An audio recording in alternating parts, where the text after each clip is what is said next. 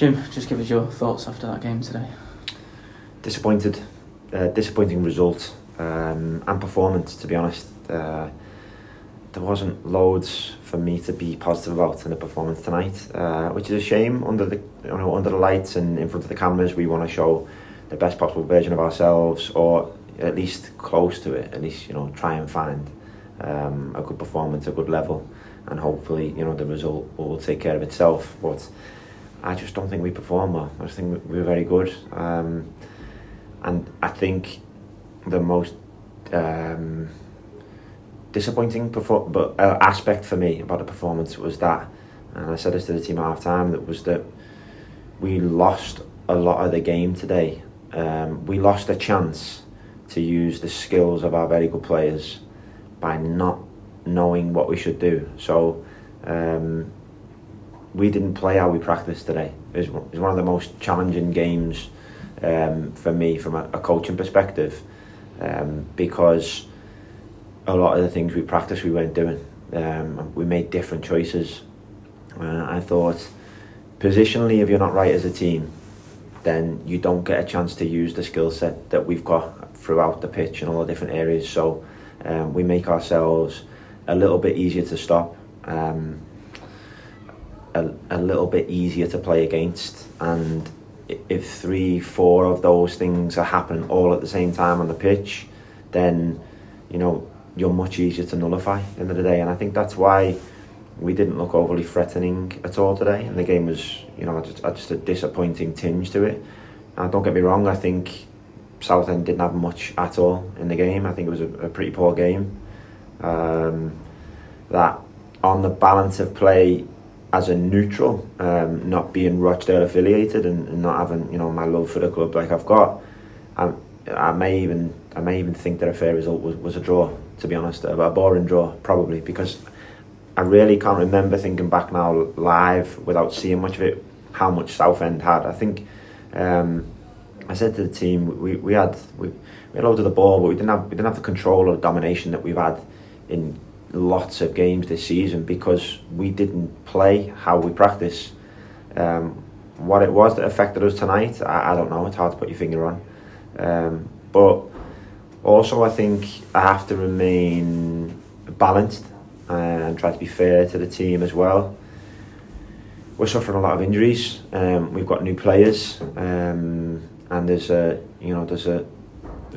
lot of things that are probably happening that are a result of change, a lot of change. So we've got a lot of significant players in the treatment room at the minute, but I still think we've got brilliant players available and on the pitch. So I'm really appreciative to have them, but we do look a little bit off script at the minute. So it just makes me want to get to the training ground really and get work done, so that the good players we've got, we have a chance to actually use them properly. So we needed to be more clear to be able to use more options today, and we wasn't able to, so we were much easier to play against than I want us to be. Was it a bit of a body blow with the timing of their goal as well on the stroke of half time? If you go into the second half and it's still 0-0, obviously we did have a few chances in that second half, it may be a completely different game then. It's definitely a body blow. What I don't like about it, if I'm allowed to share a conversation I had with the fourth official, which I left to the second half because I was very angry about this at the end of the first half, so I had my time to calm down. I asked the fourth official, why was the game still being played that long after the 2-minute period? So he told me, I haven't checked this yet, but he told me that Southend scored 20-25 seconds over from what was the allotted time. He said that the referee can't really stop play, when their team is where it is on the pitch, because imagine what the reaction would be. Now for me, what does it matter what the reaction would be? Interpretation isn't fair. The officials are there for the laws of the game, and time is fair. So if we were about to put a ball in the net, or they're about to put a ball in the net, but time is up and there isn't a second remaining, then it's fair, because time is time. The clock is fair. Interpretation that maybe I can't blow this whistle now because I should really let this phase play out and let it go out of play, that isn't fair. Just officiate by the laws of the game. The fourth official said to me, time was up, by his clock, time was up. But he understands why the ref played on. I don't. I'm baffled why the ref plays on. Time is fair. So when time is up, blow the whistle. He said to me, time was up, but the ref played on. So that's difficult. That's difficult because it's not a 1-0 Southend game. It wasn't a good Rochdale performance, but it isn't a 1-0 Southend game. And when the 1-0 Southend game is scored in a period where time should be up and we should all be on our way back into the changing rooms, that's hard to take. But football challenges like this sometimes. So on we go. Were you relatively pleased with the performance in the second half compared to the first? Obviously with maybe not many clear-cut chances, but the eagerness to try and win the ball back. Obviously McBride coming on at half-time was a bit of a boost as well after a small injury layoff for him as well. But there were a few chances in there, but just unable to get that ball over the line. There was pressure. There was more territory. There was still a lack of clarity, if I'm being honest. There's still things about the performance where I'm thinking, well, that was luck. Or maybe if we keep doing this, then luck won't favour us. If you want to call it luck, I'd call it more chance or probability. So there's still aspects about our performance second half where I thought, that's not how we work. That's not how I believe we give our players the best opportunity to create chances and score goals and win games. But it was definitely better. It was definitely an improvement on the first half. Was it good enough for us? I think we're better. I think we should be clearer. We'd be able to execute better decisions if we're clearer. But I think it's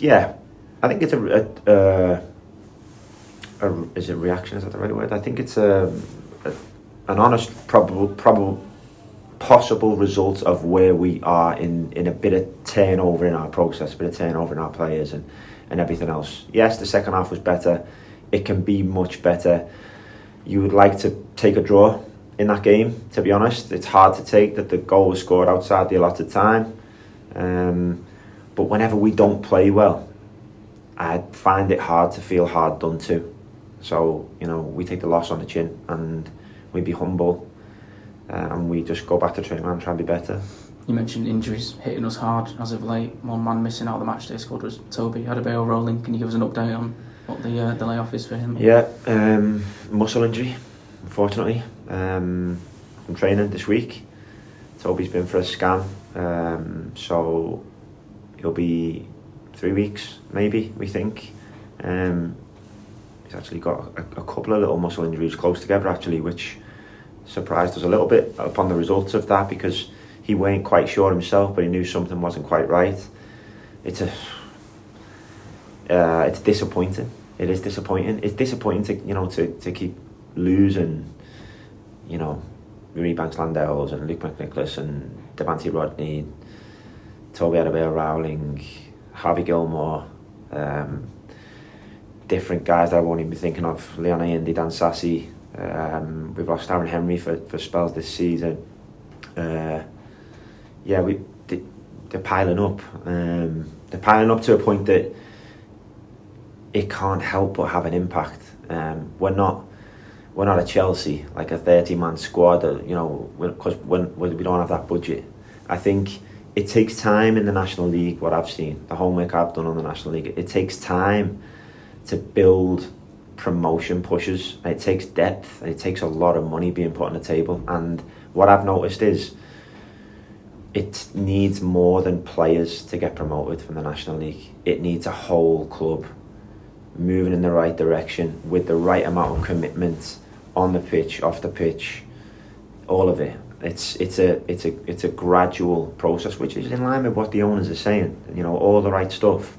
I feel very much in line with that vision that it's a building process, and I can't be too disappointed. Performances can disappoint you, but I can't be too disappointed with where we are and having nights like tonight, given where we are in the timeline and how much we still need to do. And it's a very quick turnaround with Tuesday. Halifax coming here to Crown Royal Arena, probably the best time to have another game and try and bounce back from today's loss. Yeah, great opportunity against a team that's doing really well. I think they won today. I think they picked up a win. Boston, maybe. They're in good form. It'll be a challenging game, sure. Anytime they play Halifax, it's challenging. But yeah, just a good opportunity for us to get back to work really, and try and look like ourselves. It's going to be a challenging period, kind of Halifax, Barnet, and then we're into like a 6-week block of a lot of games. So yeah, that's something we may need to just be aware of, and you know, from a management point of view, our squad, where it is, what it might need, you know, how quickly can we get our other guys back as well. I think an overview of all that is, you know, something we're going to have to be mindful of going into some big games and a really busy period.